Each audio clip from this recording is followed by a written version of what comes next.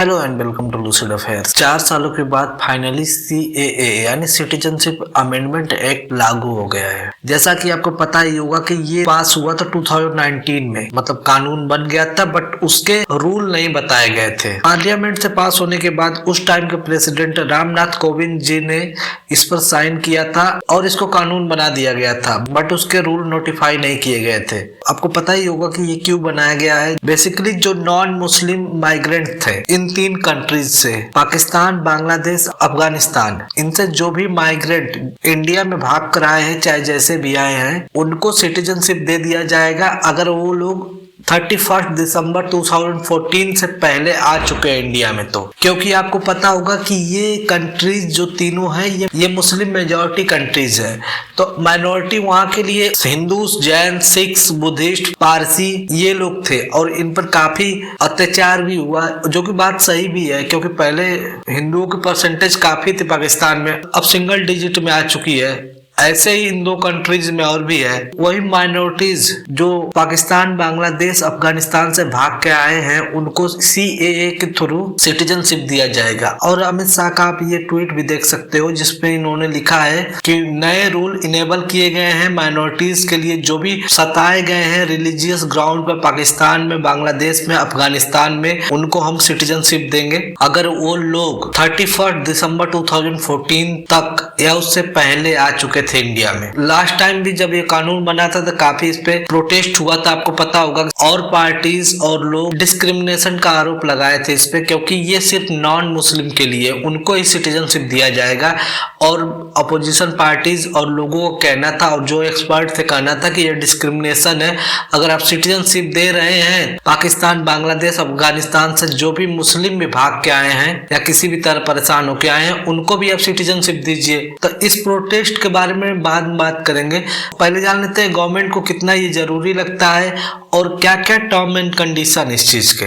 देखिए, एक बात तो एकदम सच है कि इन कंट्रीज में, मतलब बांग्लादेश, अफगानिस्तान, पाकिस्तान में काफी ज्यादा मात्रा में अदर कम्युनिटी भी रहती थी मुस्लिम को छोड़कर, बट समय के साथ बढ़ते हुए तीनों जगह माइनॉरिटीज की संख्या कम होती गई, उनका परसेंटेज कम होता गया जनसंख्या में, और या तो उनको मार दिया गया, या तो उनको भगा दिया गया, या तो उनको कन्वर्ट कर दिया गया। और इसी अत्याचार को देखते हुए काफी लोग उस टाइम और अभी भी पार्टीशन के बाद से अब तक इतने सालों में माइनॉरिटीज भागते हुए आते रहे हैं हमेशा, और किसी न किसी तरह से इंडिया में शरण लिया उन्होंने, बट सिटीजनशिप तो थी नहीं उनके पास। और सरकार का ये भी कहना है कि इससे आइडेंटिफाई किया जा सकता है कि कितने लोग इन देशों से आके यहाँ शरण लिए हैं, और ये एक देश की इंटरनल सिक्योरिटी का भी काम करेगा उनके बारे में जानने के बाद। अगर आप थोड़े टाइम पहले अगर एक इंसिडेंट देखेंगे तो जब अफगानिस्तान से US से फाइनली जा रहा था और तालिबान का पुनः कब्जा हो रहा था अफगानिस्तान पे, कितने सिख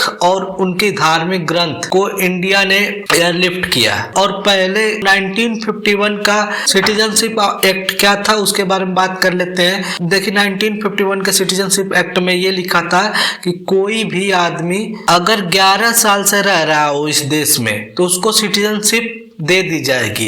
बट 2019 में जो CAA यानी सिटीजनशिप अमेंडमेंट एक्ट लाया गया, उसमें ये ईयर्स की नंबर घटाकर इसको 5 साल कर दिया गया। और इस कानून को बनने के बाद ऐसा नहीं है कि गवर्नमेंट अभी इसको लागू कर रही है। मैं पिछले महीने भी एक वीडियो बनाया था, उसमें भी बता दिया था। और 2019 में कानून बनने के बाद ऐसा नहीं था कि CAA यानी सिटीजनशिप अमेंडमेंट एक्ट वहीं पर रुक गया था, अब जाके लागू हुआ है, क्योंकि कहीं ना कहीं ये लागू हो चुका था। क्योंकि गवर्नमेंट ने बोला था इन 8 राज्यों में कि आप सिटीजनशिप अमेंडमेंट एक्ट लागू कर सकते हैं, और जो ये सब कंडीशन को फुलफिल करता है जो भी सिटीजन, उसको आप नागरिकता दे सकते हैं, यानी सिटीजनशिप दे सकते हैं सिटीजनशिप अमेंडमेंट एक्ट के थ्रू। और इसके लिए करीब 30 डिस्ट्रिक्ट मजिस्ट्रेट और होम सेक्रेटरी को अपॉइंट किया गया था। और ये 8 राज्य थे: यूपी, दिल्ली, हरियाणा, पंजाब, मध्य प्रदेश, छत्तीसगढ़, राजस्थान और गुजरात। इसमें सिटीजनशिप अमेंडमेंट एक्ट बैकडोर से चल ही रहा था। अगर इस पे अपोजिशन क्या कह रही है सिटीजनशिप अमेंडमेंट एक्ट लागू होने के बाद, तो सबसे पहले आ जाती है ममता बनर्जी। ममता बनर्जी कहना है कि हम डिस्क्रिमिनेशन के खिलाफ हमेशा बोलते रहेंगे और ये हम कभी भी अलाउ नहीं करेंगे कि किसी के साथ डिस्क्रिमिनेट किया जाए, और CAA का अपोज करती रहेंगी। और इसके साथ कांग्रेस ने भी आरोप लगाया है कि लोकसभा चुनाव से कुछ हफ्ते पहले ये क्यों हो रहा है, ये 4 सालों के टाइम में गवर्नमेंट ने क्यों नहीं CAA लागू किया। 4 सालों का टाइम था, अगर लोकसभा के चुनाव से पहले अगर आप लागू कर रहे हो तो कुछ न कुछ आपको बेनिफिट चाहिए लोकसभा चुनाव में। और ये भी आरोप लगाया गया है कांग्रेस के द्वारा कि जैसा कि मैंने बताया था इलेक्टोरल बॉन्ड को बैन कर दिया सुप्रीम कोर्ट ने, और कुछ सर्टेन टाइम दिया था SBI को कि आप इतने टाइम में पूरा डेटा जो है इलेक्टोरल बॉन्ड्स का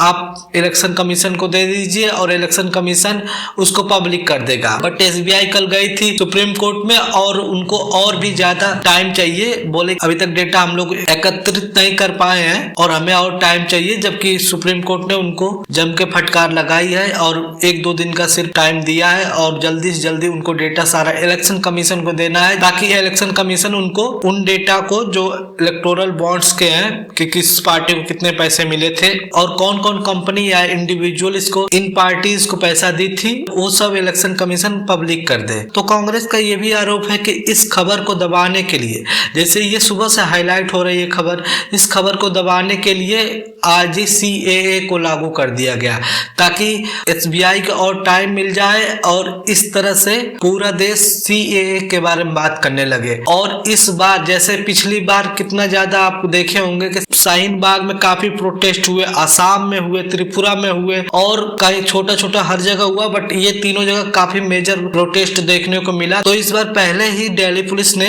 इसका इंतजाम कर रखा है। PAC, दिल्ली पुलिस और स्पेशल पैरामिलिट्री फोर्स सारे लग चुके हैं और सारे रोड पे मार्च कर रहे हैं कि इस तरह की कोई भी घटना ना हो पाए। और वो लोग ये भी बोल रहे हैं, जो सिक्योरिटी फोर्सेस हैं, कि प्लीज हमारे साथ कोऑपरेट कीजिए, हम आपकी सुरक्षा के लिए हैं। और पिछली बार का आपको याद ही होगा कि शाहीन बाग का प्रोटेस्ट ही इसीलिए हटा था कि कोविड आ गया था। अगर कोविड नहीं आया होता, मैं पिछले सारी वीडियो में भी ये बता चुका हूँ कि कोविड नहीं आया होता, प्रोटेस्ट पता नहीं था कितना लंबा चलने वाला है। देखिए उसी टाइम कोविड आ गया और उसी टाइम CAA का कानून बना था, प्रोटेस्ट काफी लंबा चलने वाला था, बट कोविड आने के बाद जबरदस्ती और लोगों को भी ये लगा कि हाँ कोविड हो जाएगा, उस प्रोटेस्ट को खत्म कराया गया। अगर पिछले 2-3 महीना छोड़ दे, सिटीजनशिप अमेंडमेंट एक्ट के बारे में कोई बात करता नहीं था। इससे पहले पिछले 2-3 महीने से फिर से ये बात होने लगी है, जब एक BJP के लीडर थे, उन्होंने बोला कि हफ्ते भर के अंदर CAA लग जाएगा। आज से